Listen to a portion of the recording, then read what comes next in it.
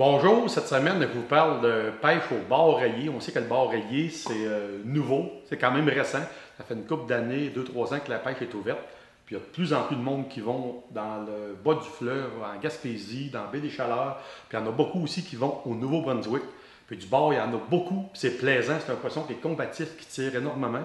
Moi, l'an passé, je suis allé au bar, puis je me suis rendu compte à pêcher le bar rayé que je ne connaissais pas ça. C'était la première fois.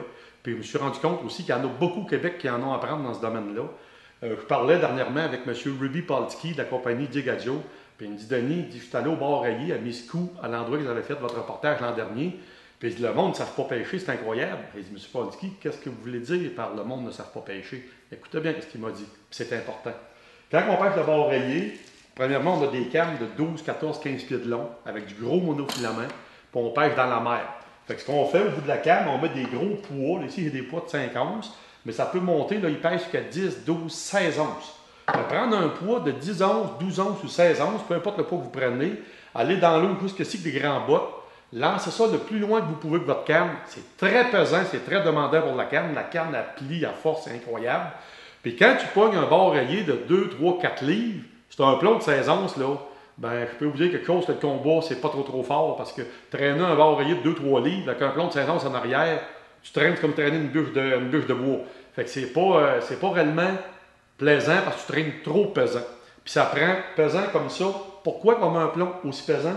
C'est parce que quand on pêche du bord, qu'on lance ça, il faut lancer notre leurre le plus loin possible en mer. Puis si on a un plomb pas assez pesant, la vague, le mouvement de la vague ramène le plomb vers nous. Fait qu'est-ce qu'on fait quand on lance? Je vous ai mis une petite ligne jaune aussi pour illustrer la ligne qui est dans l'eau quand on pêche. On lance notre ligne à l'eau le plus loin possible. Notre plomb, ici, descend dans le fond de l'eau. Là, c'est mon épaule qui fait le fond de l'eau. Fait que là, ici, à peu près à un pied, on peut mettre un bas de ligne avec un poisson à pas ou une mouche, ou dépendamment de la réglementation où vous pêchez. On en met un là, on en met un là, on en met un là. Puis là, le problème, c'est qu'on est sur le bord de la plage. On est dans l'eau le plus creux possible. On tient notre canne la plus haute possible. Pour tenir notre ligne haute, pour pas qu'elle touche au fond, pour que nos appâts reposent dans l'eau et non sur le fond. Mais le problème, c'est que la vague, et de la vague, et de la vague ramène le plomb vers le bord, ramène le plomb vers le bord. Fait à tout bout de champ que ta canne, ton moulinet, tu es obligé de mouliner pour tenir ta ligne raide, lever ta canne. Mouliner, tenir ta ligne raide, lever ta canne. Puis à un moment donné, tu viens, tu es plus capable de pêcher parce que ton plomb n'est pas assez pesant.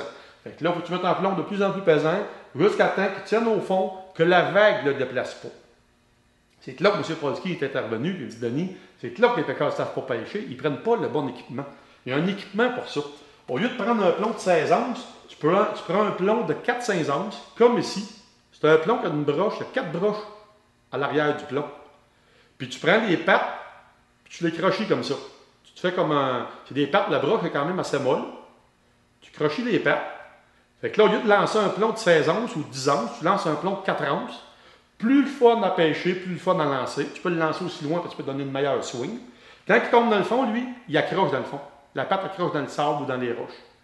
Ton leurre est petit, poisson mort, tu le sens quand même. Tu donnes un coup, tu le fais, la patte redresse, tu pars avec le plomb. Ou le poisson lève le plomb du fond, tu pars avec le plomb. Fait que là, tu vas combattre un poisson de 3-4 livres avec un plomb de 4 onces au lieu d'un plomb de 16 onces. Ça fait toute une différence. Fait avoir le bon équipement dans tout ce qu'on fait dans le monde de la chasse et de la pêche, c'est important. Puis ça, c'est un plomb, là, M. Polski m'a dit qu'il a fait le tour de toutes les boutiques de sport. Il n'y a à peu près personne qui en a. Ils ne savent pas c'est quoi, puis ils se demandent à quoi ça sert. Ça sert à pêcher le bord rayé, en mer, où il y a de la... ça sert à pêcher en mer, où il y a de la vague, pour tenir ton plomb au fond, puis ton leurre là. Fait que le nom de ce plomb-là, c'est le Claw Sink. Demandez-le à votre boutique de sport, n'importe quelle, c'est la compagnie Agré Caribou qui le distribue. Claw Sink. Fait que vous allez avoir une pêche qui va être beaucoup plus plaisante.